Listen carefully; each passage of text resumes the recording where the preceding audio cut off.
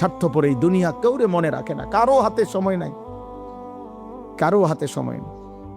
এত বেশি যান্ত্রিক মানুষ, এত বেশি স্বার্থপর, এত বেশি দুনিয়া লোভী, কারো হাতে সময় নেই, কারো হাতে সময় নেই, কেউ হাতে সময় নেই। সামনের সিএনজিতে 3 জন মানুষ মনে করেন অ্যাক্সিডেন্টে রক্তে লাশ ভিজা রইছে, কিন্তু কারো হাতে সময় নাই। এই হরন দিতে দিতে কাবজাব করতে করতে আস্তে আস্তে সব পিছনের গাড়ি সাইডে দিয়ে দিয়া জায়গা, কারো হাতে সময়, কারো হাতে সময় নেই। ছেলের হাতে টাইম নাই, মেয়ের হাতেও টাইম নেই। সংসার বড় হইয়া গেছে, জিফুতের পরীক্ষা, বাচ্চা কাচ্চার এই হইছে সেই হইছে। আব্বা বোঝেন তো, আমি শহরে চাকরি লইছি, অনার আগের মতো আব্বা নিজে হোটেলে কয় বেলা খামু, আপনাকে বউরে যদি না নেই আমার সংসার আমি কেমনে চলতাম। বাবা মুসাফিরের মতো, মা মুসাফিরের মতো, কনকনে শীতের রাতে বৃদ্ধ নারী, বৃদ্ধ মা, 1 গ্লাস গরম পানি কেউ এনে দিবে এমন লোক নাই। হ্যাঁ, স্বার্থপর দুনিয়া।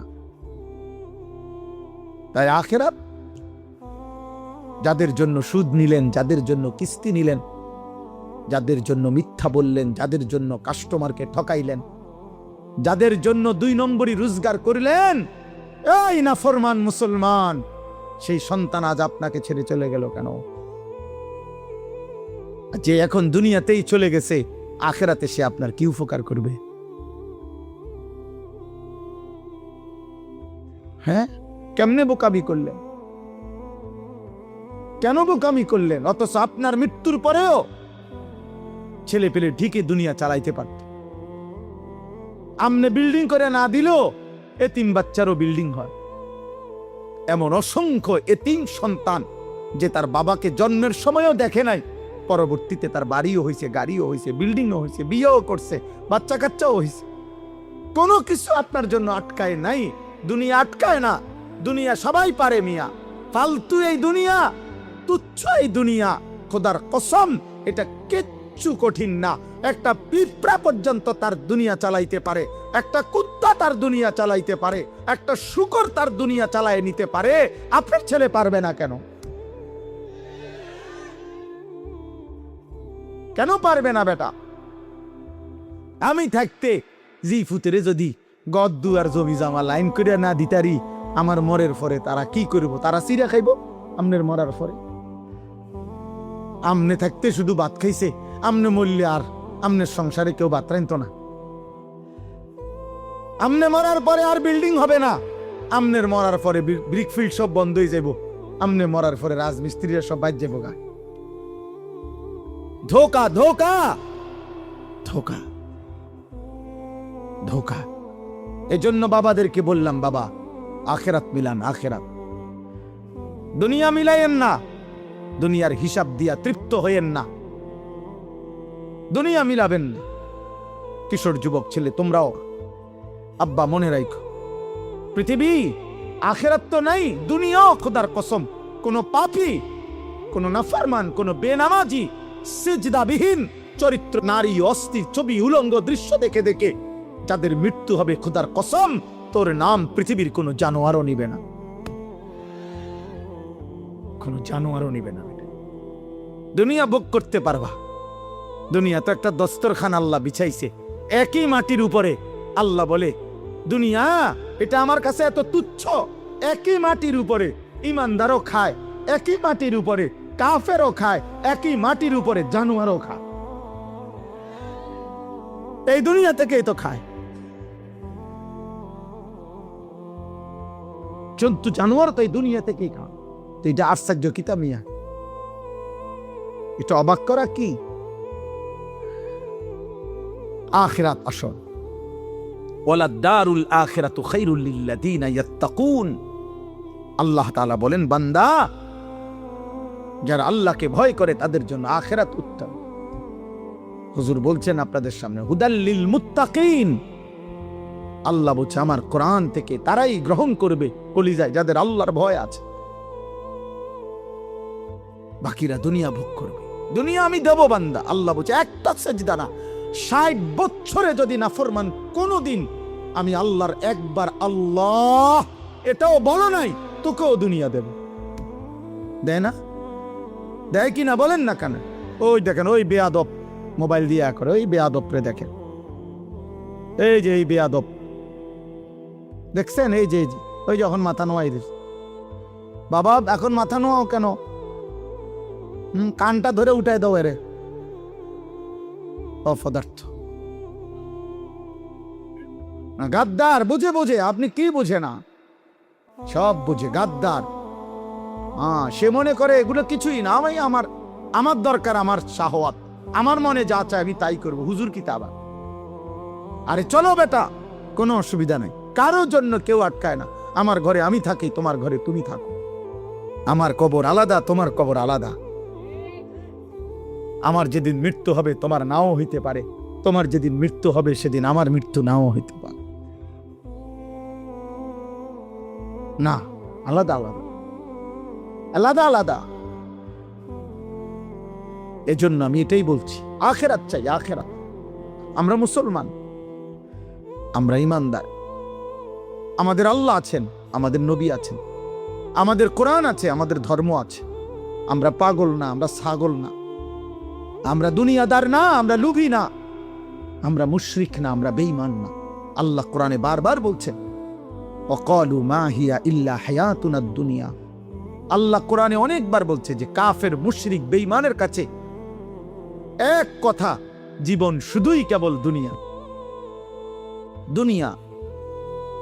وقالوا أإذا ضللنا في الأرض أإنا لفي خلق جديد।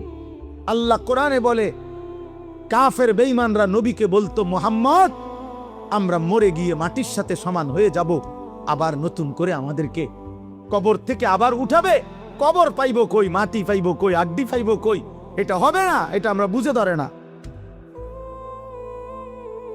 এটা বুঝে ধরে না।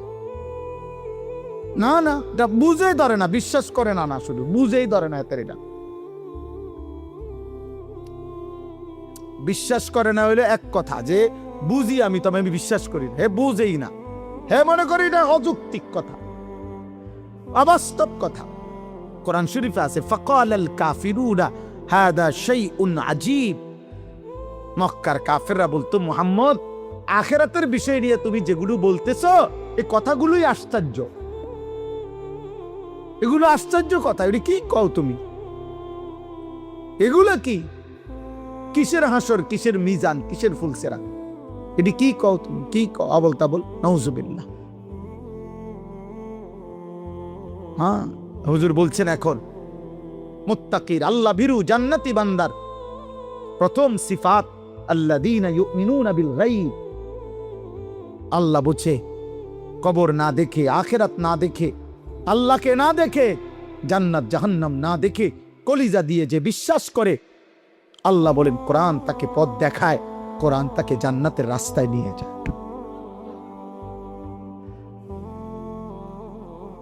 আমি এজন্য অনুরোধ করলাম, আমার কথা অল্পই, আমি শুধু মনে করাই দিলাম আখিরাত। দুনিয়া বুঝানোর মতো লোকের অভাব নাই বাবা।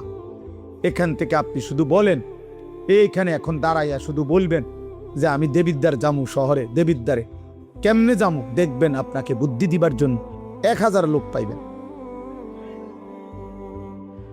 আপনি শুধু জিজ্ঞাসা করবেন আমি ঢাকায় কোন গেলে ভালো হয়, আপনি দেখবেন বুদ্ধি দেওয়ার মতো শত শত লোক পাইবেন। দুনিয়া বুঝাইবার মতো লোকের অভাব নাই, আখিরাত মনে করাইবার মতো লোকের বড় অভাব। আজ যুবক, তোমাদেরকে দুনিয়া, এই মোবাইলওয়ালারা প্রত্যেকেই হাজার হাজার ছবি, নারী, কথা বার্তা, কতভাবে তোমাদেরকে দুনিয়ার স্বপ্ন দেখাইতেছে, রঙিন পৃথিবী চিনাইতেছে, যার ফলে চুল বদলায় ফেলছো, চেহারা বদলায় ফেলছো, আল্লাহর পরিচয় বদলায় ফেলছো, নবীর পরিচয় বদলায় ফেলছো, বাবা মা বংশের রক্তের পরিচয় চেঞ্জ করে ফেলছো। তোমরা একটা ছেলে বলো বাবা, যাদের চুল মুশরিক বেঈমানের মতো, এই ডান দিকে বাম দিকে সামনে বড়, তোমার বাবা কি মুসলমান? মুসলমান হলে তোমার চুল এমন কেন? 365 দিনে খোদার এক বছরে 2025 সাল, একটি বছর যাদের জীবন থেকে গেল, অথচ একদিনও ফজরের নামাজ পড়লা না, তুমি মুসলমানের বাচ্চা?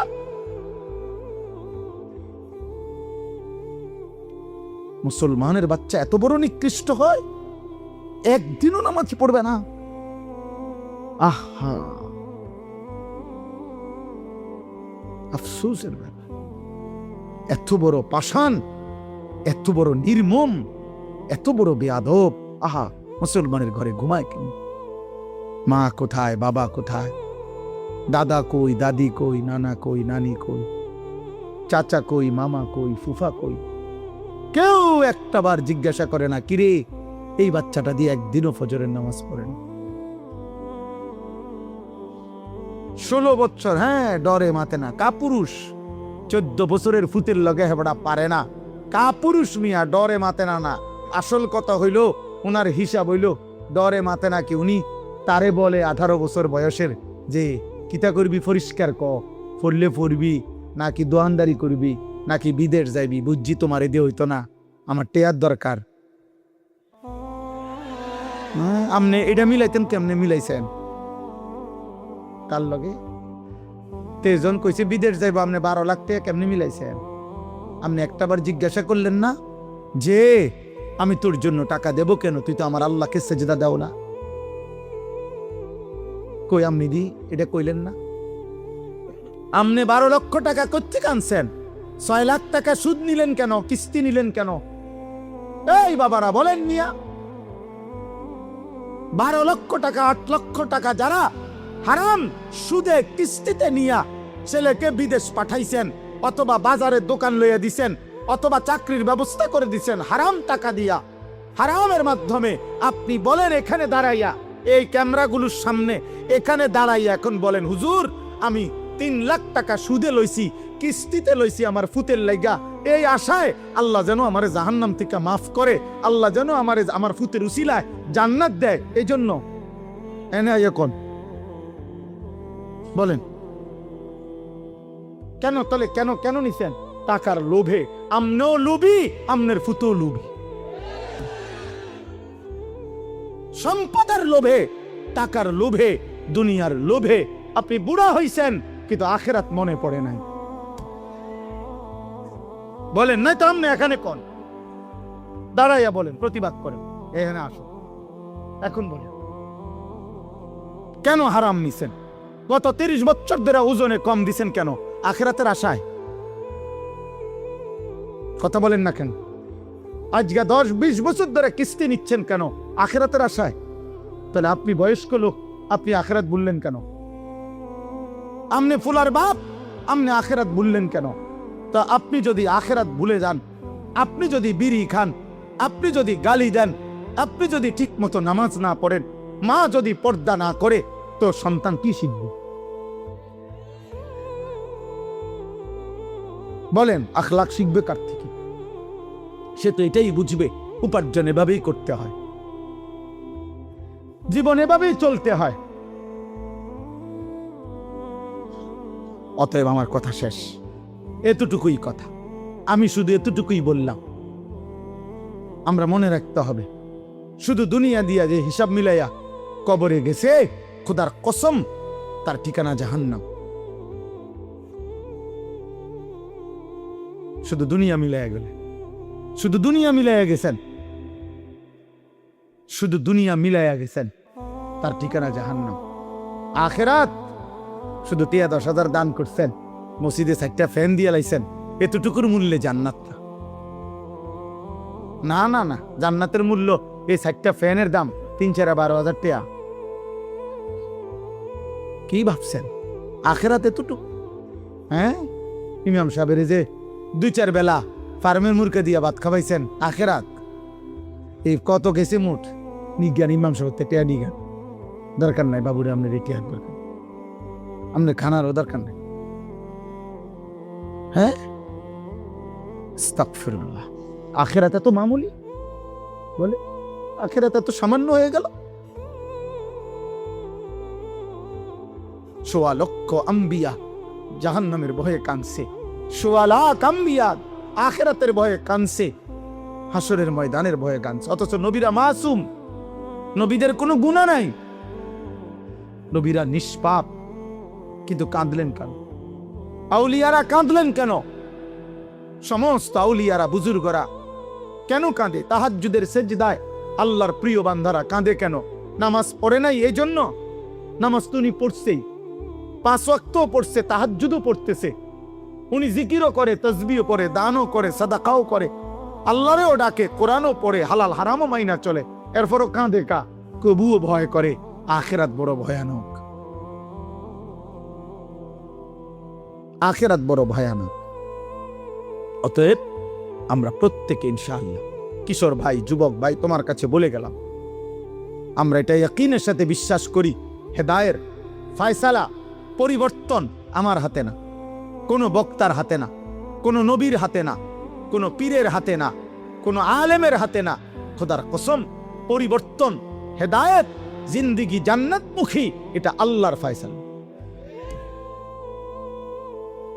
কার ফায়সালা?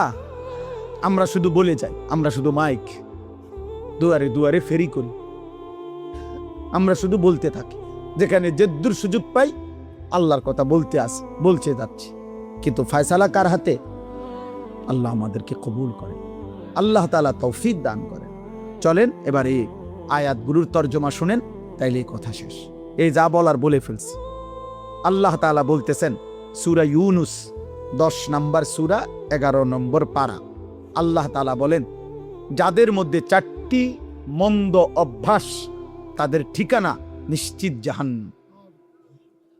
1, ইন্নাল্লাযীনা লা ইয়ারজুনা লিকাআনা, যারা আখিরাতে আমি আল্লাহর সাক্ষাৎ তথা জান্নাত কামনা করে না, চায় না, এ নিয়ে তাদের কোনো ভাবনাই নাই, প্রস্তুতি নাই।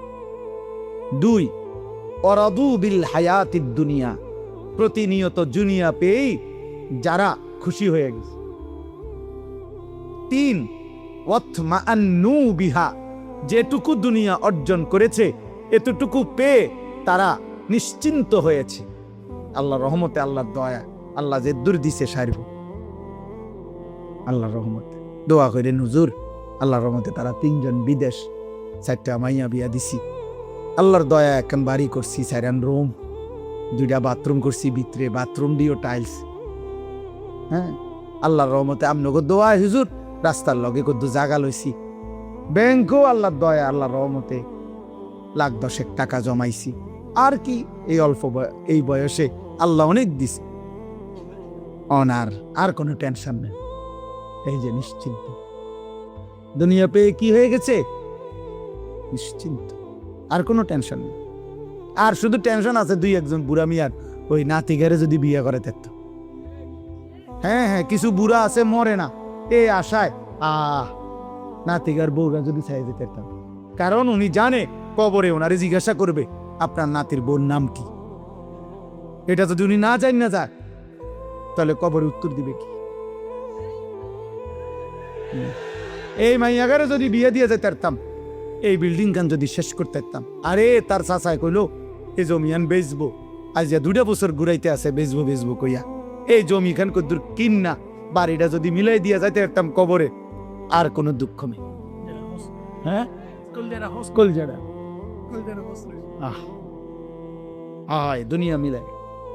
দুনিয়া মিলাইয়া নিশ্চিন্ত, যেটুকু অতৃপ্তি দুনিয়া নাই দেখতাম, দুনিয়ার যেখান দিয়ে যে দুর্কমতি, এই জন্য একটু অশান্তি, আর নাই তো শান্তি।